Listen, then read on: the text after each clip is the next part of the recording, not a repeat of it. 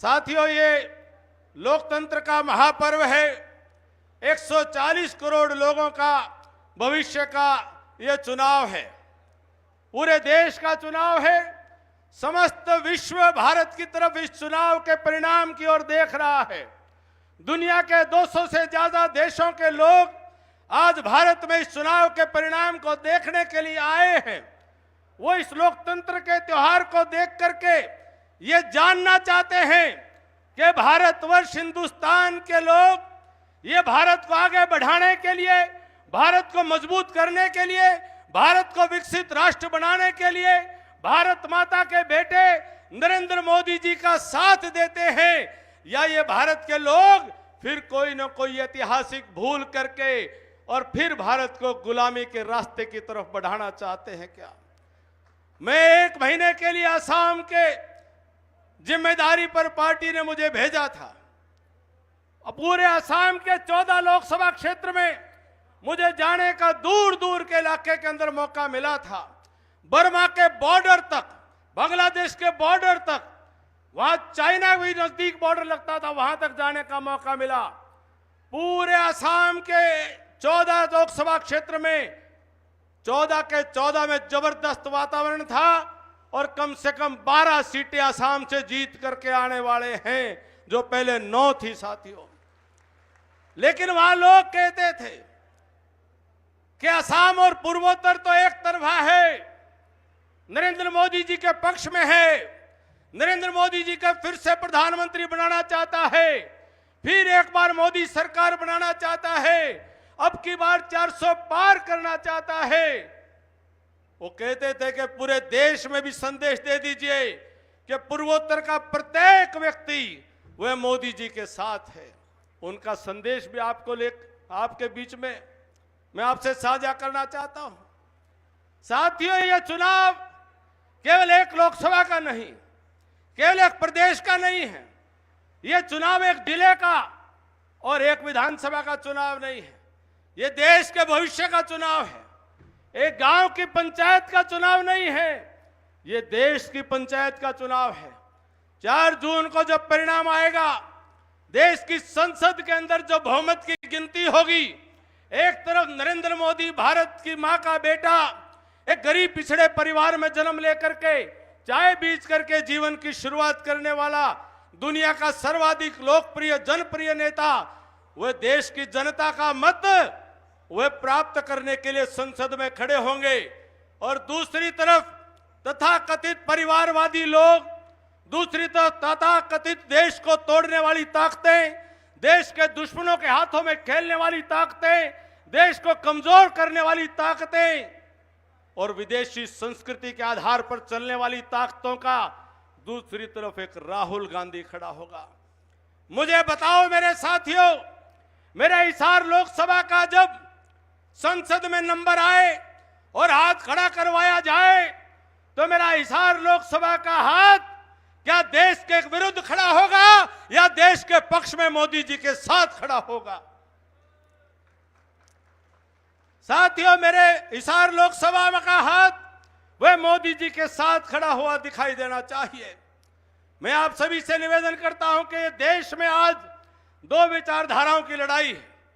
कांग्रेस के लोग, विपक्ष के लोग आज लोगों को भरमाने की कोशिश कर रहे हैं। वो कहते हैं कि संविधान बचाना है, लोकतंत्र को बचाना है। हम उनसे पूछना चाहते हैं कि आजादी के बाद 70 साल में से 60 साल के करीब आपने कांग्रेस पार्टी ने राज किया, संविधान में सबसे ज्यादा परिवर्तन करने का काम किया, तो कांग्रेस पार्टी ने 100 बार से ज्यादा देश के संविधान में जो बाबा साहब अंबेडकर ने बनाया था उसमें परिवर्तन करने का काम किया। और परिवर्तन किस बात के लिए किया?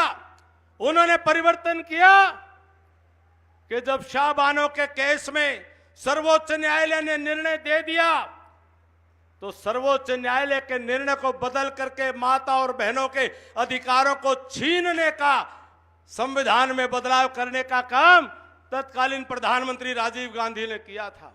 संविधान का दुरुपयोग कांग्रेस पार्टी ने किया। इस देश में आजादी के बाद आज तक संविधान का दुरुपयोग करते हुए 90 बार हिंदुस्तान की चुनी हुई राज्य की विधानसभाओं की सरकारों को 90 बार, 10, 20, 30 बार नहीं, 90 बार संविधान का दुरुपयोग करते हुए कांग्रेस पार्टी ने बर्खास्त करने का काम किया। वो ताकत बीजेपी के पास भी आई, वो ताकत मोदी जी के पास भी आई। उस बीजेपी की सरकार चाहे वाजपेयी जी की रही, चाहे मोदी जी की रही, पूरा बहुमत होने के बाद भी जहां कांग्रेस ने 90 सरकारों को बर्खास्त किया था, मोदी जी ने और बीजेपी ने एक भी चुनी हुई सरकार को बर्खास्त करने का काम नहीं किया। बताओ संविधान की लाज किसने रखी? मोदी जी ने रखी कि कांग्रेस पार्टी ने रखी? साथियों, ये कांग्रेस पार्टी संविधान की रक्षा करने की बात करती है, लोकतंत्र की रक्षा करने की बात करती है। इस देश के इतिहास में काला अध्याय 1975 के जून के महीने में कांग्रेस पार्टी की तत्कालीन प्रधानमंत्री स्वर्गीय श्रीमती इंदिरा गांधी जी ने सारे इंसानी हकूकों को समाप्त करते हुए इमरजेंसी लगाने का काम किया, आपातकाल लगाने का काम किया। जम्मू कश्मीर से लेकर के कन्याकुमारी तक भारत के समूचे विपक्ष को बिना कारण नजरबंद करके जेलों में ठूसने का काम किया। कई लाख लोगों को 19 महीने की जेल देने का काम बिना कारण के वह कांग्रेस पार्टी ने किया था। तब लोकतंत्र की दुहाई नहीं दी। देश के अखबारों को खबर छापने से रोक दिया गया। रात को अखबारों के संपादकों को, पत्रकारों को उठा करके जेल में डाल दिया जाता था। छपी हुई खबरों पर काली स्याही लगा करके और अखबार घरों में आया करते थे। तब देश के लोकतंत्र की परवाह कांग्रेस पार्टी को नहीं हुई। और अगर आज कोई भ्रष्टाचार करता है, झारखंड का मुख्यमंत्री के कारिंदे के घर में 350 करोड़ रुपया नकद मिलता है, साथियों उस बात का जवाब नहीं देते। 350 करोड़ रुपए को देख ले, गस खा के पड़ जा और किस देख करके को बर्दाश्त कर जा, उसकी गंध से वो मर जा। 350 करोड़ रुपए कहां से आए, कहां से लूट करके लाए, कहां से लोगों का हक मार करके लाए, उस बात का जवाब नहीं देते। जब सरकार कार्रवाई करती है, जांच एजेंसियां कार्रवाई करती हैं, तब कहते हैं लोकतंत्र खतरे में है, लोकतंत्र खतरे में है। साथियों, हैरानी की बात है, बंगाल के अंदर ममता के एक मंत्री के घर में 3 दिन तक छत फाड़ फाड़ के नोटों की बारिश हो रही थी। जो कुछ लोग तो चेकिंग कर रहे थे, नोटों के बोझ में गिर करके कुछ तो चोट लगी, उनका बेहोश हो गए।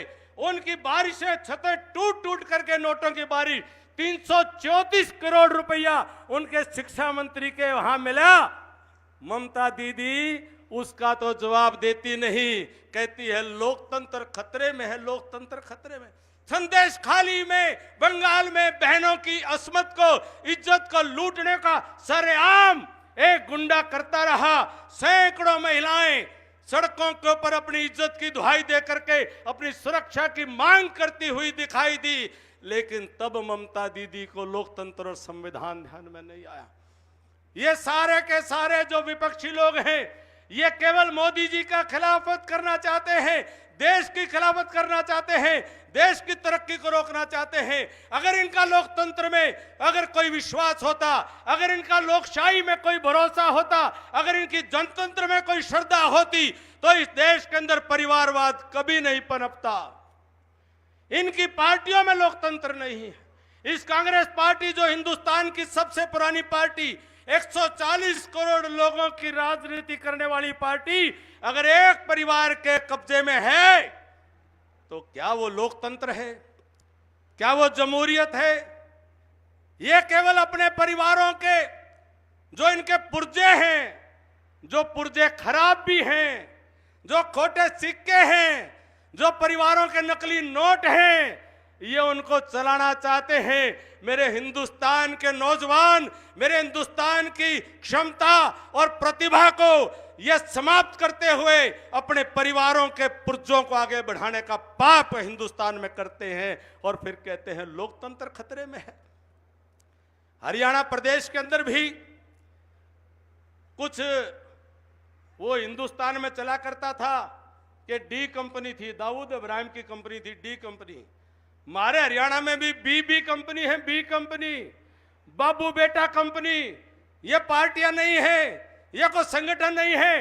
कांग्रेस देखो तो बाबू बेटा कंपनी, इनेलो देखो तो बाबू बेटा कंपनी, जजपा देखो तो बाबू बेटा कंपनी। आप और हमारा कोई सौदा नहीं है बीच में। ये सारा परिवार हमारा तो समझ में नहीं आया। इनेलो का जजपा का तो रणजीत सिंह जी को ज्यादा पता होगा। ये तो बाबू बेटा का नहीं, बेटा बाबू का नहीं। इनका तो ऐसा सौदा है, भतीजा चाचा का नहीं, चाचा भतीजा का नहीं, देवर भाभी का नहीं, भाभी देवर की नहीं।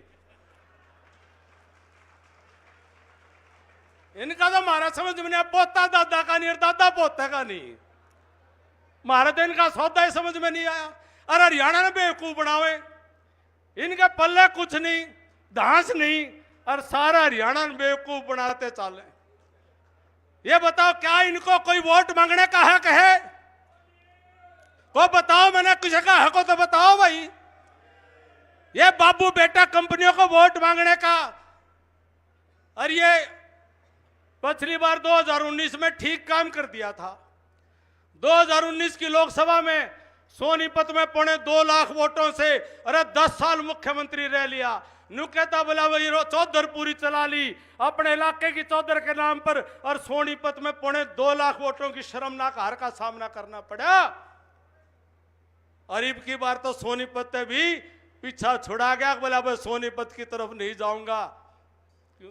और अब भाई किसी तरह से एक सीट बचाने की जुगत में लगे हैं। सोनीपत छोड़ दिया, को हरिद्वार से बाबा ले आया। अब कोई हार के भी जाएगा तो कोई घना नाराज नहीं होगा, कोई बात नहीं, जान दो इसने। ले सोनीपत छोड़ करके रोहतक की लड़ाई, और रोहतक वाला नुके सिरसा में बोला भाई कांग्रेस वाले जो भी उसका ग्रुप है, ग्रुप तो क्या है, गिरोह है, ये गैंग है, उनका जो बीबी कंपनी का जो गैंग है वो सिरसा में जो है बहन जी के खिलाफ लग रहा है। इनका कोई आपस में सिस्टम ही नहीं है। ये आपस में लड़ाई लड़ने वाले लोग, ये बताओ मेरे हरियाणा का क्या भला करेंगे? मेरे हरियाणा के किसान का, मेरे हरियाणा की मातृशक्ति का, मेरे हरियाणा के नौजवानों के भविष्य का निर्माण कैसे करेंगे? मेरे हरियाणा के गरीब को, दलित को, पिछड़े को, शोषित को, वंचित को, उनके कल्याण का काम ये कैसे करेंगे? ये तो अपने कल्याण करने में लगे हुए। इनके तो हाथा में खुजली हो रही है, बोला कहने कुकरे कुकर बात बन जा। ये तो चक्कर में बैठे हैं कि भाई कुकरे न कुकर मौका लग जाए, हरियाणा को लूटने का काम करें। 2019 का जो चुनाव का परिणाम था, बाबू बेटा समेत और जितने दूसरी पार्टी वाले थे, इन सब का बोरिया बिस्तर बंद कर दिया था। साथियों, इस बार भी हरियाणा प्रदेश की 10 कमल के फूल खिला करके, फिर मोदी जी की झोली में डाल करके, और फिर चंडीगढ़ के अंदर नायब सिंह सैनी जी को दोनों हाथ उठा करके आप भरोसा दिला दो कि भाई दिल्ली की तो काम करे दिया और चंडीगढ़ तक की तैयारी है, कोई कमी नहीं रखेंगे किसी तौर। चंडीगढ़ की तैयारी पिछली बार भी खूब थी। हमारा नारनौंद के साथियों ने पूरा जोर लगा रखा था, लेकिन हमारा 2019 की लोकसभा के बाद विधानसभा के चुनाव में हमारा इस आसपास के इलाके में थोड़ा सा एक चक्कर सी घूम गया। थोड़ा सा लोग आके जसू तू हंसे है, थोड़ा बहुत घूम गया, और फिर हमारा बकानिए घने आ गए। थोड़ा उनका जो है ओके क्या रहा, हमारा दादा बोला सौदा के में नहीं था। अरे सौदा तो के में नहीं था, लेकिन वो खोपर आया, खोपर के और के में बराती घराती आ गए, और हमारे नारनौंद में तो 24 ही घुमा के चले गए। घुमाई थी कि नहीं घुमाई थी? घुमाई थी कि नहीं घुमाई थी? ये वो चाबी घुमानी है। वो कौन सा गाना होया करता, बोला हम तुम एक कमरे में बंद हो जा, चाबी खो जा, वो चाबी घुमानी है भी और सारे वोट लेनी है भी, वो कमरा हो लिया बंद, अरे चाबी गई घूमे। अरे तो जो कुछ है नायब सिंह जी के नेतृत्व में जोर तक है, बोला भारतीय जनता पार्टी जिंदाबाद। साथियों, अब सब मिलकर के ये हरियाणा प्रदेश का आज तक का इतिहास है, जिसकी सरकार दिल्ली में बनती है। ये मई का महीना है, जून में परिणाम आ जाएगा, और जून में मोदी जी शपथ लेंगे, 400 पार के बहुमत के साथ शपथ लेंगे। और हरियाणा का इतिहास है, आज तक कभी हरियाणा के इतिहास में नहीं हुआ, जिसकी सरकार दिल्ली में है उसे की सरकार चंडीगढ़ में बैठा करती है। मोदी जी को बना लो, मोदी जी को जिता लो और अपना भविष्य भी सुरक्षित कर लो, ये आपको भरोसा देते हुए साथियों, मैं एक एक साथी से निवेदन करूंगा कि 25 मई की शाम तक आप सब कमल के फूल के सिपाही बनकर के, मोदी जी के सिपाही बनकर के, चौधरी रणजीत सिंह जी हमारे प्रत्याशी, हमारे उम्मीदवार हैं, बहुत अनुभवी नेता हैं, बहुत अनुभवी व्यक्ति हैं, बड़े सज्जन व्यक्ति हैं, बड़े अच्छे स्वभाव वाले व्यक्ति हैं। चौधरी रणजीत सिंह जी को आप अधिक से अधिक वोटों से जिताने का काम करें और तुलना करके देख लेना। मैं उस दूसरे उम्मीदवार के बारे में ज्यादा कहना नहीं चाह रहा था, लेकिन एक बार दोनों की फोटो देख करके देख लेना, उससे तो आज भी ये घने जवान लागे हैं, कुछ भी बात हो, उससे तो आज भी मजबूत लागे हैं और उसके पल्ले कुछ नहीं है, वो तो निरा के है मेरा मुंह तो ना कहो, के है और जयप्रकाश का जेपी का के आख रहे हैं।